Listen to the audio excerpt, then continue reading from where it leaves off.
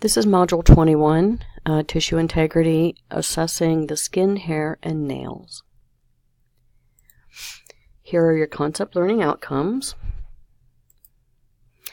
And your general overview from your A&P integumentary system includes hair, skin, nails, sebaceous sweat, and mammary glands.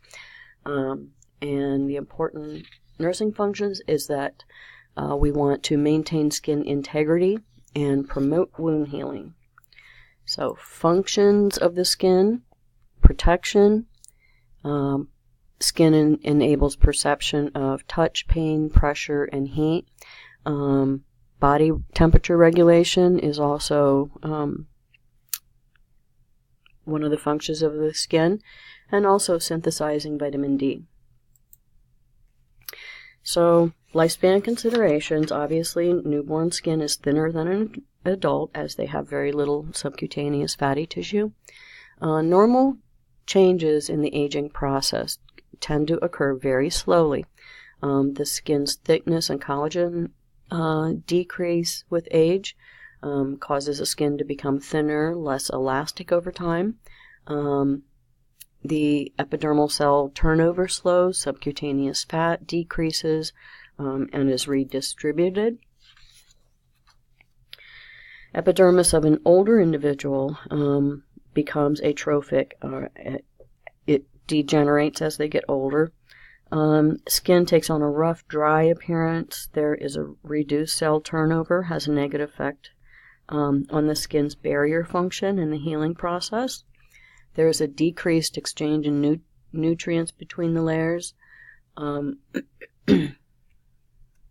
Melanocyte activity, which is the melanin-forming cells, function and distribution also decreases. So the dermis becomes thinner, fibroblasts decrease, collagen decreases, elastin quality declines, so you have more wrinkles and sagging skin.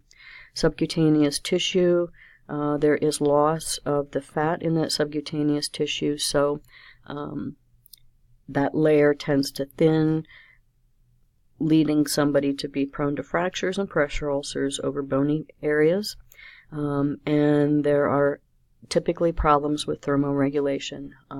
Typically, elderly people will complain that they're always cold, and you'll be going into their room to take care of them, and the heat's on in the middle of the summer. Alterations in skin integrity.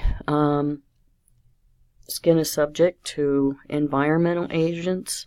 Alterations in skin integrity can influence the level of wellness of the patient. Intact skin means that the skin is normal and the layers are uninterrupted by wounds. So when you're documenting, you're going to say that the skin integrity is intact. Okay. Skin disorders can be infections, inflammation, can be neoplastic. Lesions, you don't need to memorize all the different types of lesions that your book goes through, but lesion is going to be an open area. They vary in size, color, shape, texture. You can have a primary, which is a change in the normal skin structure, such as a cut, and then you can have a secondary lesion, which is the result of the primary lesion, such as your scar or keloids. You can have wounds that are intentional, such as surgical incision or accidental. You can have degree of contamination. You can have clean wounds. They're uninfected, primarily closed. These are typically your surgical wounds. You can have a clean contaminated, so if there's surgery to the respiratory tract, GI, GU, those areas are not necessarily sterile, so it can be a contaminated clean wound. Contaminated is when it's accidental or surgical break and sterile technique or GI contamination, and a dirty infected wound is going to be a wound that has dead tissue and infection. So there are an estimated 1 in 3 individuals in the U.S. has a skin disorder at any given time. Most common is acne. Dermatitis or irritation, inflammation is common. Inflammatory reactions to topical drugs and lotions. Infectious diseases of the skin such as psoriasis, shingles. And skin cancer is the most common form of cancer in the U.S. Inheritable skin disorders such as epidermolysis bullosa is like a blistering of the skin. Ichthyosis, thick scaly skin. Albinism is when there is too little melanin and somebody has very pale or white skin. Other factors, ethnicity is going to determine skin color. Gender, men have more infectious disorders, women have more pigmentary and autoimmune disorders. And age, like we said, there are changes in the skin thickness, in the skin pH, quality of wound healing decreases.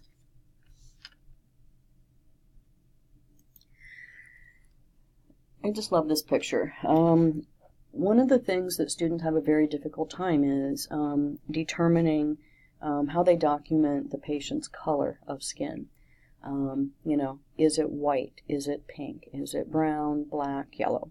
And typically the way you document the color of the skin is whether it's pale or dark, or that it is appropriate for their ethnicity. Okay, because you can have people with very fair skin and people with very dark skin. So as long as it is appropriate for their ethnicity, that's all you need to know about the color. I put these two cultural considerations here. The first one is cupping, and this is where a glass cup is heated and the heat draws blood to the surface, and supposedly this disperses blocked energy. I saw this on TV during the last Olympics. Some of the swimmers were having this done.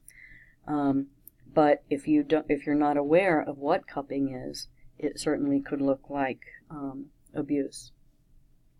The other one that you may see is coining. This is when a coin is heated and then rubbed on the skin. Usually it's done to treat things such as asthma or respiratory problems. But again, if you're not aware of the cultural consideration of coining, you may consider what you're seeing as being abuse. Risk factors, modifiable risk factors, proper skin care, keeping the skin clean, dry, moisturized, avoiding irritants, allergens, chemical cleaners, some metals. Some people are allergic to certain metals. Care of an impaired skin integrity, such as wound or an incision. Sensitivity from medications, sunburn. There are medications that will decrease your chances of becoming severely burned if you're taking them and you're exposed to the sun.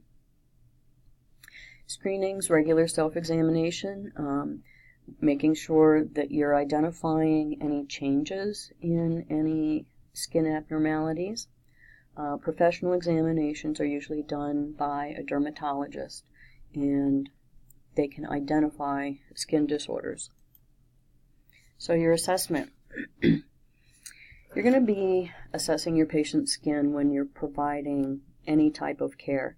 When you're providing AM care, helping somebody be bathed and dressed, that's the best time that you're going to be able to assess their skin. You want to remove any medical or assistive devices so that you can assess the skin underneath if you are able. If a patient has a cast on, obviously you're not going to take that off.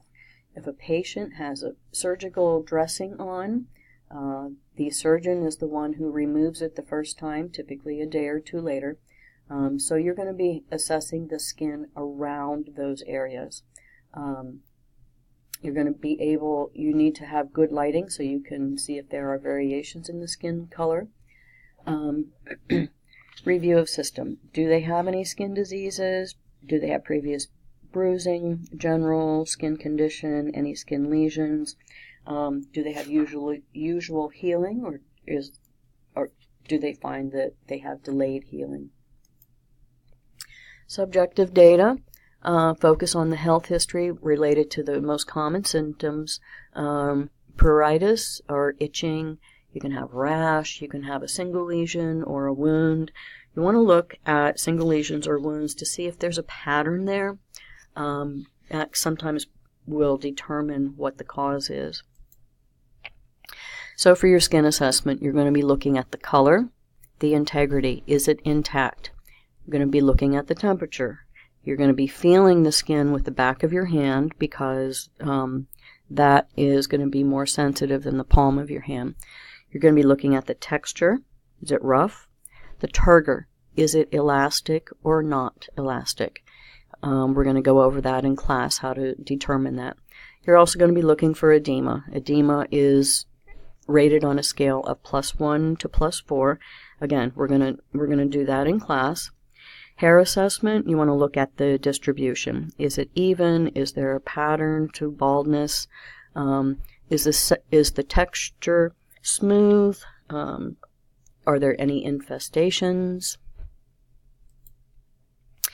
You also want to look at your fingernails. The fingernail plate and curvature at the angle in the diagram here for a normal finger is 160 degrees.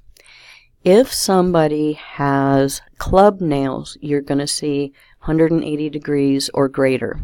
So you want to be looking at the fingernail and the toenail bed color and also looking at the shape. Anybody with clubbed fingers, this is caused by a chronic state of hypoxia. So typically people with COPD, chronic respiratory problems, will have clubbed nails. You want to look at the skin around the nails. You want to look at their capillary refill. And again, we're going to do that in class. So an example of documentation for skin, hair, and nails is here. And like I said, we're going to be covering some of this in class, but that's your general overview of Module 21, assessing the skin, hair, and nails.